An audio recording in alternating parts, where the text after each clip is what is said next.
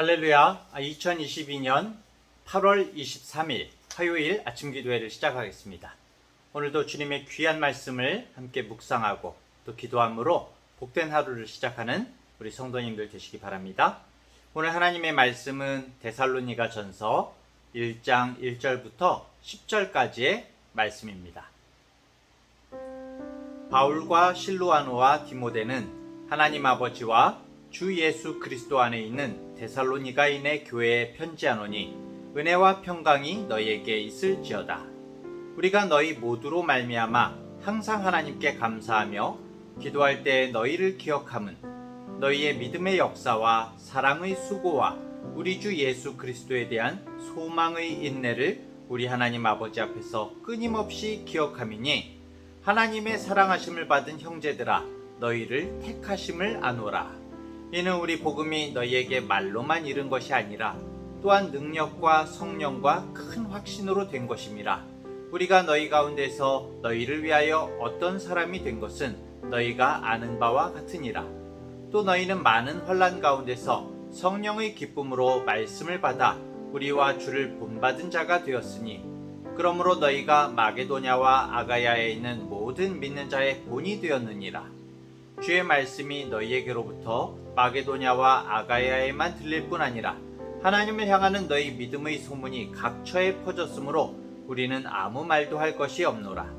그들이 우리에 대하여 스스로 말하기를 우리가 어떻게 너희 가운데에 들어갔는지와 너희가 어떻게 우상을 버리고 하나님께로 돌아와서 살아계시고 참되신 하나님을 섬기는지와 또 죽은 자들 가운데서 다시 살리신 그의 아들이 하늘로부터 강림하실 것을 너희가 어떻게 기다리는지를 말하니 이는 장래의 노하심에서 우리를 건지시는 예수시니라. 아멘. 오늘부터 신약 성경의 데살로니가 전서 말씀을 묵상하게 되었는데요. 이 서신서는 특히 데살로니가 성도들에 대한 바울의 애정이 듬뿍 담겨 있는 말씀입니다. 데살로니가 교회를 향한 바울의 마음 그리고 하나님의 인도하심을 확인하면서 이 말씀을 읽는 내내 은혜가 넘쳐나시기를 소원합니다. 데살로니가라는 지역은 이 사도 바울의 제2차 선교 여행 중에 복음이 전파된 도시인데요.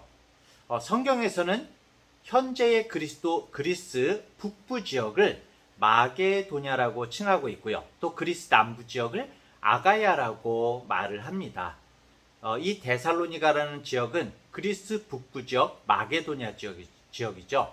마게도냐 지역에서 천혜의 항구 도시이고요. 또 대표적인 상업 도시이면서 로마와 동방을 잇는 에그나티아라는 거대 도로가 있습니다. 커다란 도로가 있는데 그 도로가 지나가는 아주 중요한 요충지였습니다.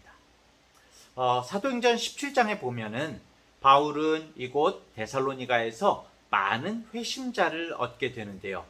하지만 천하를 어지럽게 한다는 혐의를 쓰고 쫓겨나게 됩니다. 그래서 이 데살로니가에서 쫓겨나서 베레아와 아덴을 거쳐서 고린도까지 가게 된 바울은 1년 6개월간 그 고린도에 머물면서도 데살로니가 교회의 마음을 쓰고 또 디모데를 그래서 계속 데살로니가에 보내서 소식을 듣기도 하게 됐죠. 그러면서 데살로니가 교회 사람들의 소식을 계속 이제 전하면서 예수님과 그리고 복음을 전한 자신들의 본을 따라서 데살로니가 교회가 믿음 가운데 행하고 또 성장하고 있다는 소식을 듣고 크게 기뻐하게 됩니다. 그러면서 자신이 미처 충분히 가르치지 못했던 그리스도의 다시 오심, 재림을 정확하게 전하고 그에 따른 합당한 삶을 살아갈 것을 권면하는 내용을 담아서 써서 보내는 편지가 바로 이 데살로니가 전서인 것이죠. 자, 오늘 1절에 보면은 데살로니가 교회에 인사하는 바울의 말이 나오는데 참 흥미로운 말이 나옵니다. 데살로니가에 있는 교회가 아니라 데살로니가인의 교회라고 이렇게 지칭을 하고 있거든요. 하나님 아버지와 주 예수 그리스도 안에 있는 데살로니가인의 교회 이렇게 말을 하고 있습니다. 장소가 아니라 사람들을 강조하고 있거든요. 그리고 그 사람들과 하나님과의 관계를 강조하고 있습니다. 우리는 이 구절을 통해서 교회가 무엇인지를 다시 한번 돌이켜보게 되는데요. 교회가 외면적으로 어떤 지역에 어떤 장소에 있는 것이 중요한 것이 아니라 하나님 아버지와 주 예수 그리스도 안에 있는 그 관계 안에 있는 성도의 모임이 바로 교회라는 것입니다. 그 관계라는 것은 그냥 단순한 그냥 알고 지내는 관계가 아니라 이 교회는 마치 엄마와 아기가 탯줄로 연결되어 있듯이 포도나무가 가지를 달고 있듯이 하나님과 생명으로 연결되어 있는 완전한 연합이 바로 교회라는 것이죠. 우리가 노력해서 뭔가를 행해서 어떠한 장소로서 눈에 보이는 교회를 이루는 것이 아니라 주님의 작정과 섭리 가운데에서 선택하신 주님의 지체들이 생명의 연합을 이루도록 인도하신 것이 바로 이 교회라는 것입니다.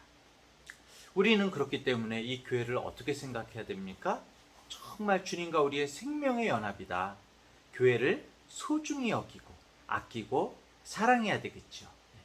사실 우리가 눈으로 보여지는 이 지상의 교회는 실망할 부분들이 참 많습니다. 그렇죠? 사람들이 모여있기 때문에 우리가 정말 실망하고 시험될 일들도 많이 있죠. 하지만 주님께서 우리를 불러주신 교회, 그 생명의 연합의 교회를 바라보면서 우리는 살아가야 한다는 것이죠. 자, 계속해서 2절과 3절을 보면 바울이 데살로니가 사람들로 인해서 항상 하나님께 감사하면서 기도할 때에도 기억하고 있다라고 그렇게 말을 하는데요. 무엇을 기억한다는 것일까요? 하나님이 데살로니가인의 교회에 행하시는 일들, 그 은혜를 기억하고 감사하면서 기도할 수밖에 없다는 것인데요. 바울이 특별히 데살로니가인의 교회를 기억하면서 떠올린 것은 세 가지가 나오죠. 믿음의 역사, 사랑의 수고, 소망의 인내, 이렇게 말을 하고 있습니다. 바울은 데살로니가인들이 예수 그리스도를 믿기 때문에 정말 행했고 또 겪었던 여러 가지 일들이 아마 떠올랐을 겁니다.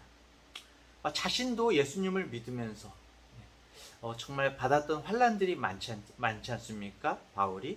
그렇기 때문에 이들이 데살로니가인들이 예수님을 믿기 때문에 예수님을 사랑하기 때문에 감내해야 하는 온갖 수고를 다 이전에 봤을 것이고 또 디모데를 통해서 또 여러 가지 소식을 통해서 다 들었을 것입니다. 주님 대신 예수 그리스도를 바라고 소망하며 인내하는 모습들을 기억했을 것입니다. 성도 여러분, 우리는 과연 어떤 모습으로 다른 사람들에게 기억되기를 바라십니까? 어떤 존재로 다른 믿는 자의 기도에 감사의 조건이 될 수가 있을까요? 우리들은 어떤 모습을 다른 성도들에게 보여주고 있을까요? 우리가 어려운 환난을 당해도 정말 믿음으로 반응하고 사랑하기 때문에 희생하고 예수님의 약속을 기대하면서 인내하는 모습이야말로 우리가 하나님 앞에서 행해야 될 그런 삶일 뿐만 아니라 하나님께서 우리에게 맡겨주신 삶이고 교회 가운데서 우리가 서로 간에 도전하고 함께 나눠야 하는 삶이라는 것입니다. 과연 내 삶에 그러한 특징이 나타나고 있는지 돌아보는 이 시간이 되길 원합니다. 이 믿음과 사랑과 소망의 삶은 추상적인 그냥 말만으로 끝나서는 안 된다는 겁니다. 우리가 믿음과 사랑과 소망, 믿음, 사랑, 소망 입으로는 많이 이야기하잖아요. 기도하면서도 많이 이야기하죠. 하지만 정말 이것이 나의 삶에서 구체적으로 교회 가운데서 어떻게 나타나고 있는가? 말만으로 끝나는 것이 아니라 믿음과 사랑과 소망이 구체적인 모습으로 우리 가운데 나타날 때, 다른 사람들에게도 보여질 때에 하나님께서 기뻐하시는 교회의 모습이 된다는 것이죠. 자, 또 우리가 6절의 말씀을 보면 사도 바울이 그들에게 감사하고 감격하는 바가 또 나타나고 있는데요. 데살로니가인 교회가 많은 환난을 당하는 가운데서도 성령이 주시는 기쁨으로 말미암아 말씀을 받았다라는 그렇게 사실을 밝히고 있습니다. 환난 가운데 기뻐하는 기쁨. 요한복음 15장에서 예수님은 세상이 우리를 미워할 것과 그럼에도 불구하고 우리 기쁨을 충만하게 하실 것이다 라고 말씀하고 계신데요.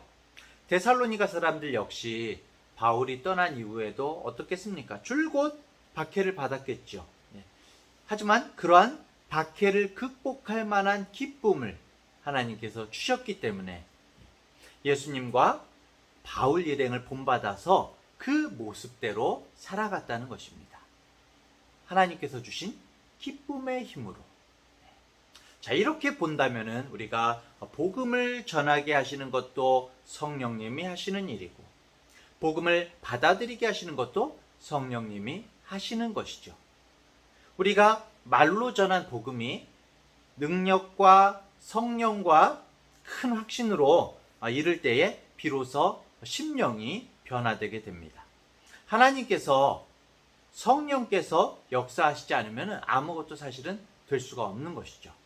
이렇게 능력의 복음으로 변화된 심령은 많은 환난 가운데서도 기쁨으로 말씀을 받을 수가 있고, 또 우리에게도 환난 가운데에도 성령께서 주시는 기쁨으로 모든 것을 할 수 있는 힘이 넘쳐날 수가 있는 것이죠. 간절히 원하기는 우리 모든 성도님들 가운데에도 성령께서 주시는 기쁨이 넘쳐나기를 간절히 축원합니다. 자, 7절과 8절을 보면 고난과 환난을 이겨낸 이 복음은 데살로니가 교회로 하여금 모든 믿는 자의 본이 되도록 이끌었다라고 그렇게 나옵니다. 데살로니가 교회에 새겨진 이 신앙이 각 처에 퍼진 신앙 공동체의 힘이 되었다. 데살로니가 사람들이 온 그리스 반도의 모범이 되었을 뿐만 아니라 온 세상에 그들의 믿음이 퍼져나가고 있다. 이렇게 말하고 있는 것이죠. 성도 여러분, 주님의 말씀은 능력과 성령과 큰 확신으로 임하셔서 믿음의 반응을 일으키게 됩니다. 그리고 그 신선한 반향을 목격한 사람들의 어떤 연쇄적인 결단을 낳게 되죠. 우리나라도 그렇습니다. 초창기에 선교사들을 통해서 우리가 이러한 현상들을 경험을 했죠. 말도 잘 통하지 않는 선교사들이 성령과 능력으로 말씀을 전했고, 환난 가운데에도 우리의 믿음의 선배들은 기쁨과 감사로 복음의 능력을 듣고 다시금 그 복음을 전했습니다. 그리고 이 동방의 작은 나라가 어떻게 됐습니까? 복음을 접한 지 얼마 지나지 않아 엄청난 부흥이 있었고, 교회가 증가하고 그리스도인들이 늘어났습니다. 그리고 지금 이제는 세계적으로 엄청나게 많은 선교사들을 파송하고 또 모든 믿는 나라들의 본이 되었죠. 주님의 말씀이 우리를 통해서 들렸고 믿음의 소문이 퍼져 나갔습니다. 성도 여러분, 이 모든 것들이 바로 성령님의 인도하심 가운데 성령께서 붙들어 주셨기 때문에 이루어진 것이죠.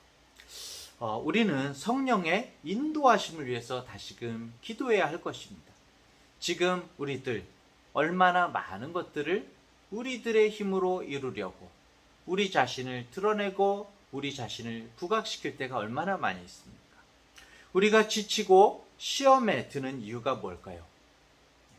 하나님께서 성령께서 이루신다는 확신이 없으면 우리가 지치는 거거든요. 내가 하려고 하면 힘든 것입니다. 하지만 하나님께서 하시면 하나님의 뜻에 나를 얹어서 싣고 가면은 기쁨으로 우리가 나아갈 수가 있는 것이죠. 사랑하는 대학교의 성도 여러분, 그리고 SCM의 모든 지체 여러분, 우리의 말과 행동 그리고 복음을 전함 가운데 성령이 주시는 능력과 역사와 확신이 있기를 기도합시다. 하나님께서 이루시지 않으면 아무것도 할 수 없음을 고백하면서 성령께서 우리를 사용해 주시기를, 오늘도 전능하신 하나님의 작정과 섭리 가운데 주님과 동행하는 하루길이 되시기를 위해서 기도하기를 원합니다. 그렇게 살아가는 우리 성도님들 되시기를 축원합니다. 기도하겠습니다. 하나님 아버지, 감사합니다. 사도 바울을 통해서 기록하신 이 편지가 하나님께서 우리에게 주신 편지임을 깨닫게 됩니다. 주님, 미약한 우리들을 통해서도 그리스도의 본이 능력과 성령과 큰 확신으로 전달되고 믿음의 소문이 퍼져나갈 수 있도록 주여 인도하여 주옵소서. 우리의 삶 가운데 믿음의 역사, 사랑의 수고, 소망의 인내가 구체적으로 나타나게 하여 주옵시고, 예수 그리스도의 주되심을 말이 아닌 삶으로 증거하는 우리가 되게 하여 주옵소서. 원컨대 성령의 능력과 인도하심 가운데 확신으로 서게 하시고, 우리가 어떠한 상황과 조건 가운데에도 기쁨과 감사로 살게 하여 주옵소서. 믿음의 주 되신 예수 그리스도의 이름으로 기도합니다. 아멘.